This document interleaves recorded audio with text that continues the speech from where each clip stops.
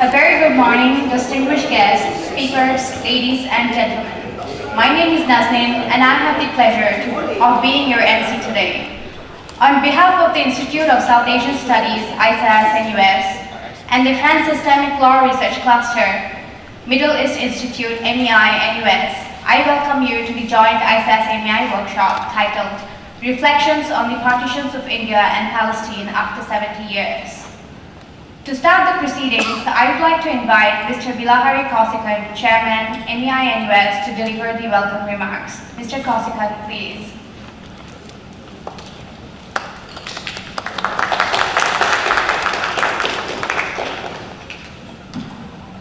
Well, a very good morning to all of you, and a warm welcome to all of you, and thank you for making time to come and attend this workshop. I think this is an important event. Not just because of the intrinsic interest and significance of the topic we will be discussing today, but because it represents a collaborative effort between ISAS, my friend Raja Mohan has just taken over ISAS, and MEI. And collaboration between the research institutes that are in Singapore is, I think, the way we should go forward. The most practical reason for it is, I think, money is going to be short going forward for all of us, and collaboration saves resources. There's really no point duplicating what we are doing. And there is a great deal of scope in collaboration, which has not been realized, although most of our institutes have been around for some time. Not just between MEI and ISAS, but between both MEI and ISAS and, say, the Institute of Southeast Asian Studies, the Yusof Ishak Institute, the East Asian Institute, and maybe even ARI, Asia Research Institute. Well, one reason is, as I mentioned, resource constraints and optimizing the use of resource. But more fundamentally, the conventional geographic boundaries between regions have always been somewhat artificial. In fact, they are artificial. What is the boundary between Europe and Asia? That's completely arbitrary. You just draw a line, and say Europe is this side and Asia is that side. And in the 21st century, for a variety of reasons you all are familiar with, cross-boundary flows of various kinds, of people, of ideas, of trade, of investment, facilitated by the new kinds of technology, are going to make these boundaries even more artificial. And in fact, to stick to conventional geographic boundaries is already and will become increasingly so an obstacle to understanding, an obstacle to the things we are supposed to be studying. There are new concepts that kind of, in a still quite incoherent way, try to capture this new reality. One such concept is this idea of the Indo-Pacific. One boundary of which is in the Middle East, the other boundary of which is somewhere in Northeast Asia. Another such concept or vision is that of the Belt and Road Initiative, propagated quite insistently by China under Mr. Xi Jinping, which encompasses both the Indo-Pacific and Central Asia, and a new whole concept of Eurasia has been in the vogue lately. Now, neither the idea of the Indo-Pacific nor the Belt and Road Initiative are yet settled propositions. They are grand visions, they are geopolitical aspirations, and they are geopolitical possibilities, but they are not yet geopolitical facts, nor are they settled propositions. They are, how they will evolve, whether the possibilities inherent in these concepts will be realized, is to my mind still an open question. There are big problems with both, but they at least capture something of this new reality that is a transboundary one, that transcends conventional boundaries. But even though there are still possibilities, I think the research agendas of our institutes must take these new possibilities into account. and structure our work and our priorities accordingly. And that brings me very briefly to this particular subject of this workshop. Now, partition is a very loaded term. It's a very harsh term. It even sounds harsh, partition, and it is weighed down with a lot of emotional and historical baggage. In this particular partitions, in particular, Palestine and India, Pakistan. But I want to, and even after 70 years, it's been 70 years since the UN General Assembly narrowly kind of agreed to the partition of Palestine, and it's been 70 odd years. 70, somebody said 70, almost 70, it was more than 70 years anyway, when India and Pakistan were separated.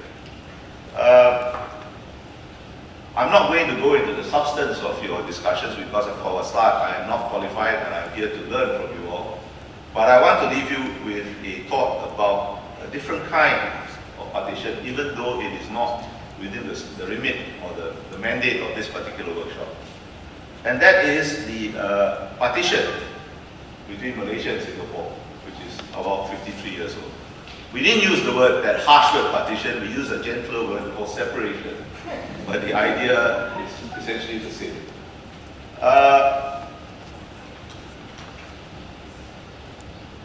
Now, Singapore-Malaysia relations are not unweighted by the baggage of history, and there are their own complications in that relationship, which are connected to the historical fact of separation. But I do not think, but it is a successful case of separation. Because I do not think there are very many people on either side of the causeway that regret that separation. We have since both gone our own ways, and in fact, while, as I said, the relationship is not without its own complications, that fact, that historical fact of separation is actually the foundation of what, despite ups and downs, which are quite normal in relations between neighbors, is actually quite a good and mutually beneficial relationship. Now I leave that thought with you in your mind, for you to see whether there are any lessons, any parallels that you can draw. And just let me end now by wishing you every success for your workshop. Thank you.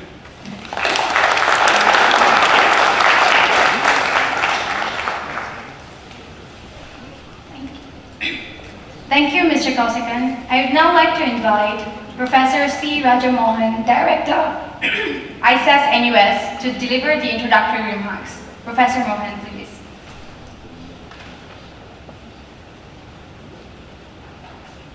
Thank you, Nazneen.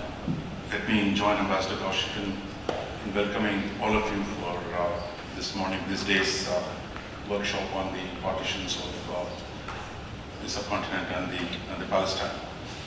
I'll be brief and just limit myself to 3 general comments. The first is that I'm not an expert on the subject. I'm not studying partitions, but I thought I know one thing as a student of contemporary South Asia, that if you don't understand partition of the subcontinent, you don't understand anything about the domestic politics of India, the region, or for that matter, the inter-state relationships within South Asia, and to some extent even its external relationships of the region. So that is a reality, and I think so much of contemporary political science tends to ignore this historical burden, as it were, and to see its consequences for where the politics of the region is going today. The importance, I think, of either partition of the subcontinent or the Palestine is difficult to overstate. The consequences have been terrible and tragic, and the scars are yet to heal. I think if you just had to open the newspapers of the region, one way or another, the story, the unhealed scars of partition continue to express themselves, as I said, either within domestic politics or the arguments between different countries in the region. And Ambassador Kausikan just mentioned about the partition of Malaya, that unlike the partition of Malaya, where whatever the reasons for separation There is expansive cooperation between Singapore and Malaysia today, where there are issues even today. But the fact is, they're part of a regional institution. They do expansive cooperation between themselves. But I think in the subcontinent and in the Middle East, that we've not been able to really come to terms, let alone transcend the consequence of partition. So in that sense, the tragedy of the subcontinent and Middle East, that's just two events so cataclysmic in their consequences for the region. And it is also a fact that the Western scholarship too does not count that tragedy as one of the tragic events of the 20th century. I mean, if you look at I was looking at the foreign affairs issue a few years ago, there's no mention of partition as an important event of the 20th century. That for them, it is still about European politics.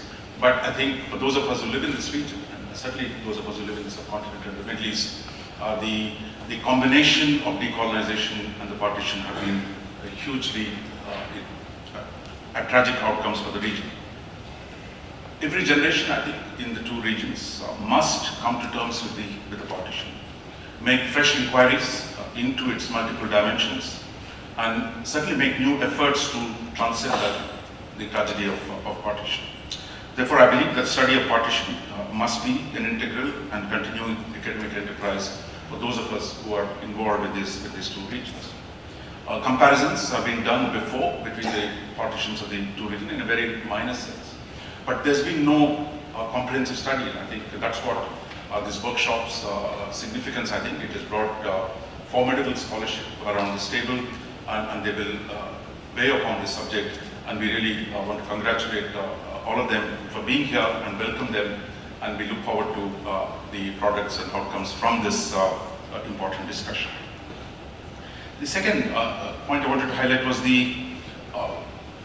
no two regions, I mean, you can say about any two regions perhaps, but the interconnections between the Middle East and the subcontinent are so deep, whether in the nature of the languages that are spoken in India, the history, the impact of the Middle Eastern languages, or today the economic impact of the subcontinent on the Middle East, or the history of the Indian subcontinent in the making of the Middle East in the 20th century and after. To go back to the two world wars, large undivided India's armies participated in both the wars, and the history of that involvement, and I think whether it was the subcontinent of India, undivided India as a security provider to the region, that was the way the crucial states and a whole lot of things happened in the Gulf, and the logic of the national movements, and I think the relationship between the Indian National Congress and the Ba'ath Party in Egypt, the impact of the Khilafat movement on the domestic politics of India. Every one of these points to the extraordinary interconnection between the two regions. But unfortunately, that this huge interconnection, shall we say, has not been fully explored, and I think that will be an important thing. I would think that ISAS and MEI can collaborate in the future. That brings me to the third point. I think which is really that I'll join Ambassador Kausikan in expressing my happiness, and we're really delighted to work with the MEI to take up this workshop. And we hope that in the coming months and years, that we will begin to work a lot more on potential areas of interest, both at the academic level as well as on the policy level. Those of you who visited the actual institute, we are located next to each other. Hopefully, we won't be as distant from each other as today the communities of the scholarly communities of the Middle East, and those who are studying Middle East and those who are studying South Asia. So I hope that what we're doing with MEA today is the beginning of a beautiful relationship, as Rick might have said in Casablanca.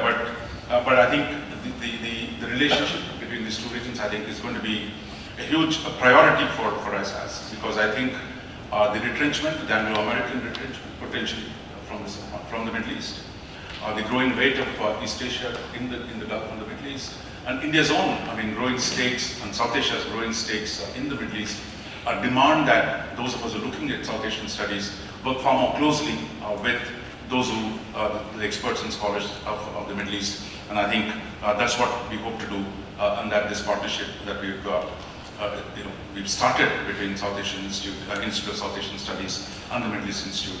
We hope it is just the beginning, and we look forward to all your support in this endeavor, and we hope we'll see you again, many of you here, when we do the next project on the Gulf, on the Middle East and the subcontinent. Thank you, and let me wish you all success.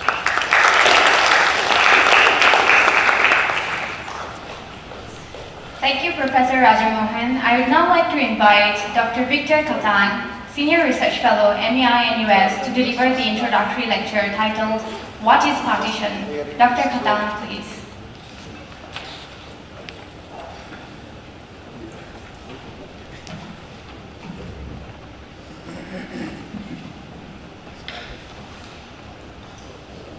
Ladies and gentlemen, distinguished guests, Mr. Chairman, good morning and welcome to today's workshop, Reflections on the Partitions of India and Palestine after 70 years. As has been mentioned already, today's event is being jointly organized by the Institute of South Asian Studies and the Middle East Institute, and it is the first collaborative workshop of its kind between our respective institutions. I'd like to thank the staff of both institutes for making today happen, and especially my colleague Amit Ranjan. Mention must also be made of Subrata Mitra, who is a former director of ISAS, whose support was pivotal to organising the workshop, although sadly Subrata is unable to join us today.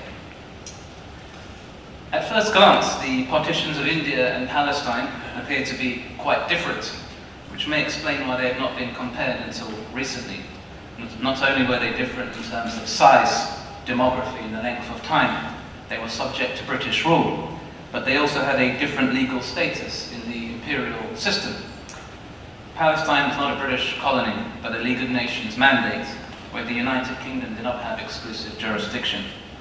Accordingly, the transfer of power was in some ways a more messy, was always going to be a more complex and messy affair than in India, given that the United Kingdom needed the consent of another 50 or so members of the United Nations to relinquish its mandate. And as you can imagine, getting 50 states to agree on anything is rather difficult. So while some states supported the partition of Palestine, others were opposed to it, and we shall learn more from Laura Robson's paper on the United Nations Special Committee for Palestine, which was a body that was established to make recommendations to the United Kingdom on how to transfer power at the end of the mandate. And yet there were also similarities in ontologies, personnel and policies between the partitions, as Amrita Shodhan will explain in her paper this afternoon. Amrita mentions as one example Sir Henry McMahon, who in 1914 negotiated the border named after him that continues to divide India from Tibet. In the following year, McMahon was involved in an exchange of correspondence with Hussein ibn Ali, the Sharif of Mecca, over the boundaries of West Asia.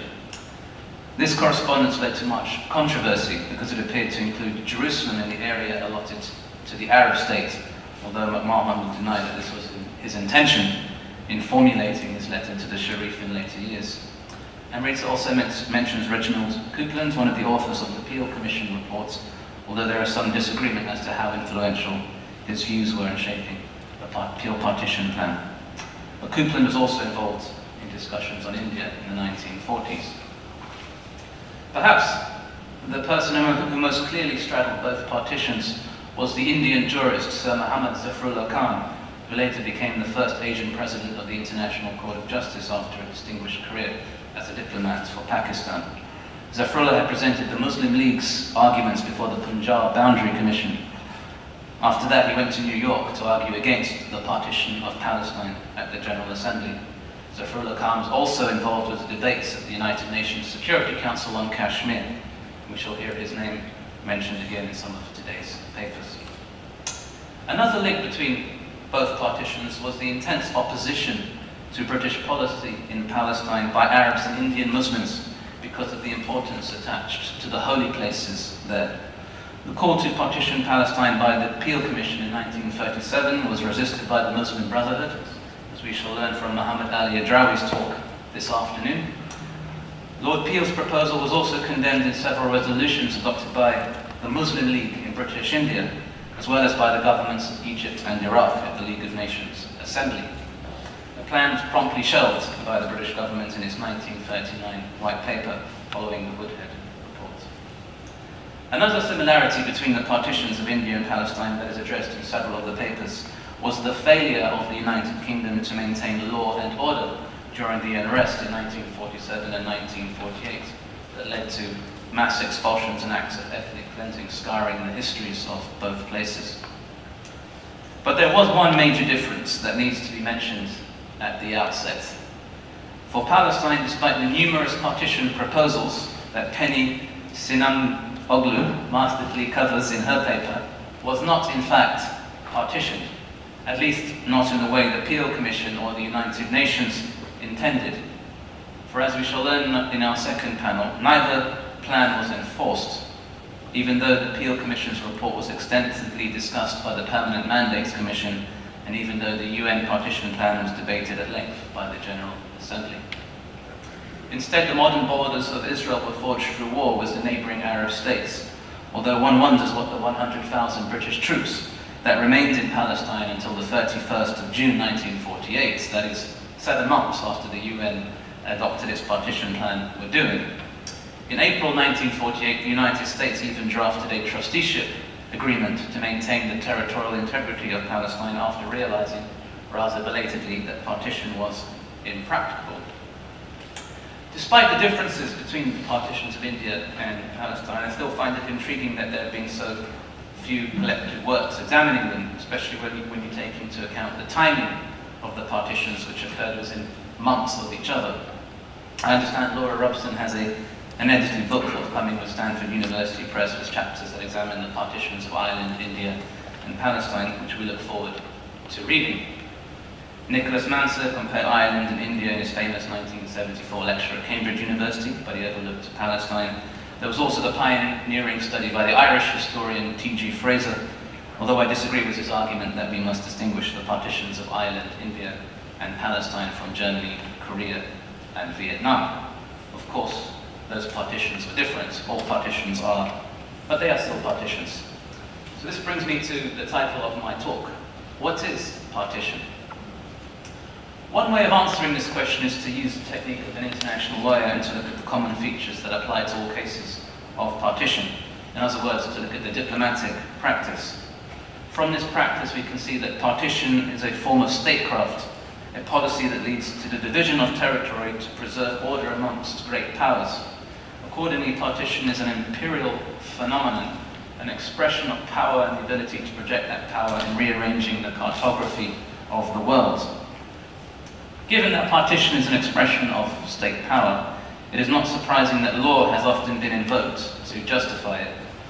This would explain why partitions have almost always been accompanied by some form of legislation, whether it was an act of parliament in the cases of the British colonies such as Ireland and India, or whether it was accomplished by treaty, which was by far the most common method employed, such as those that partitioned Poland in the 18th century, the treaties that partitioned Africa in the 19th century, or those that partitioned West Asia in the 20th century. Sometimes partition took the form of ceasefire agreements. Think of Korea, Kashmir, or Vietnam. The United Nations partition plan for Palestine was also a document with a special legal status. Perhaps because of the controversial nature of partition, we frequently see law being invoked to legitimize it. The invocation of law to legitimize partition did not, of course, prevent critics from also invoking law to condemn it. And it is not by chance that some of the biggest critics of partitions have been lawyers. The role of lawyers in partition has not been sufficiently explored. I think this is surprising, as Muhammad Ali Jinnah was a lawyer, and so was his foreign minister Zafrullah Khan. One of the leading Arab opponents of the United Nations partition plan was a Palestinian lawyer, Henry Kattan, who represented the Arab Higher Committee during the UN debates. On the Israeli side, lawyers like Shabtai Rosen played key roles in the debates on partition at the United Nations and liaised with the Palestine Commission, set up to implement partition until as late as April 1948. In his book on Israel's India policy, Professor Kumaraswamy, who we shall hear from this afternoon, mentions that in selecting the Indian nominee for the United Nations Special Committee on Palestine, the Indian government wanted to appoint, and I quote, "a suitable Indian Muslim with wide legal knowledge." While much has been made of the communal nature of partition, which may explain why Nehru wanted to appoint a suitable Muslim, much less has been said as to why he also wanted to appoint someone with legal knowledge. Perhaps Nehru simply wanted a lawyer of stature to represent India, given that Pakistan had appointed the formidable Zafrullah Khan to argue against partition at the UN General Assembly, or perhaps he simply recognized that partition raised important legal questions. In the end, Nehru appointed Sir Abdul Rahman, a judge of the Punjab High Court, to represent India for the UN Special Committee. Another way to think of partition is to look at language.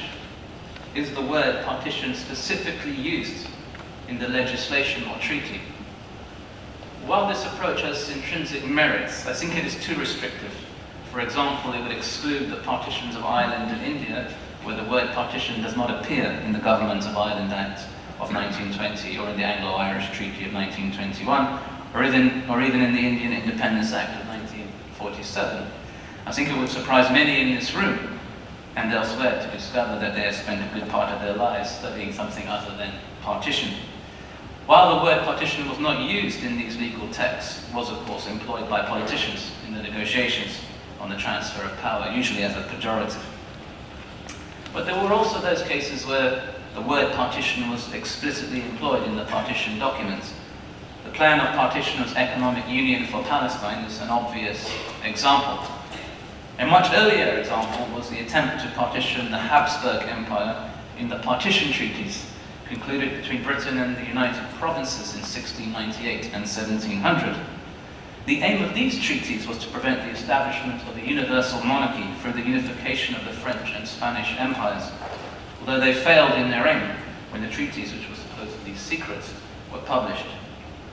Although the partition treaties were bilateral agreements concluded between the sovereigns of Britain and the United Provinces, they concerned a third party, the French king, who Aimé de Vattel, the famous Swiss international lawyer, feared would become omnipotent should Charles II of Spain have died without an heir, since the bulk of his inheritance would have gone to the French king. And what an inheritance it was.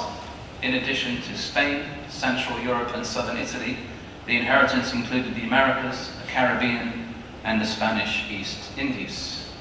Should France not have agreed to the said partition, the word partition being explicitly employed in the treaty, Britain and the United Provinces were required by Article 10 of the treaty to hinder his pretensions with, and I quote, all their might. The failure of Louis XIV to agree to the partition treaties led to the War of the Spanish Succession that only ended following the Peace of Utrecht in 1714. So there is a clue here. Partition involves the division of territory of a third party. It is not a strictly bilateral arrangement. Let me give you a more recent example. Cyprus. I don't think it is widely known that there was a concrete British proposal to partition Cyprus before independence in 1960. Intriguingly, the British partition plan sought to divide the island between Turkish and Greek Cypriots in a manner that was very similar to the way the island is divided today following the 1974 Turkish invasion.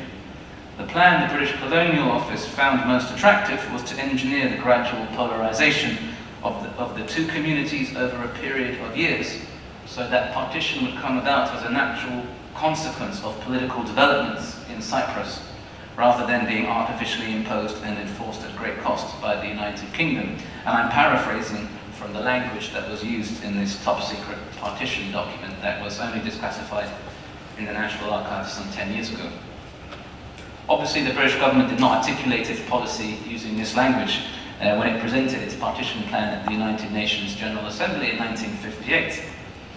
In contrast to the UN debate on Palestine in 1947, where a slim majority favoured partition, the British proposal to partition Cyprus was severely criticised at the United Nations General Assembly. Only Pakistan supported it, and this opposition influenced Britain's decision not to divide the island. Instead, the Treaty of Establishment, the Treaty of Guarantee, and the Treaty of Alliance were concluded between Cyprus, Greece, Turkey, and the United Kingdom, which sought to prevent a union between Cyprus and Greece, or a partition of the islands. And the word partition is specifically employed in the treaty, but in this case with a view to preventing it. So I think it should become clear from what I've just said that while Ireland, India and Palestine are the paradigm cases, they were not unique. In fact, it could be argued that our excessive focus on these cases may have distorted our understanding of partition, which was a much broader phenomenon, if we care to look. I do, however, accept that partition appeared to be more common in British territories during decolonisation, and that this may have had something to do with the failings of the British system of parliamentary democracy in deeply divided societies. Although, as Ian Talbot points out in his paper, federal arrangements were more commonly negotiated by the United Kingdom than partition. So we have a problem. If we do not have agreement on what partition is, we can never agree on our case studies. And if we cannot agree on our case studies, then the danger is that we either end up looking at cases that are not really partitions, or that we restrict our cases to Ireland, India and Palestine because everyone can agree those were partitions. While Ireland, India and Palestine are the most well-known examples of partition, which explains why we are looking at two of them today, I do think that we need to think of partition as a broader phenomenon, a policy or technique of statecraft that has been employed by different actors in different contexts at different moments for different reasons. We should focus as much on the act of partition as we should on its causes and its consequences.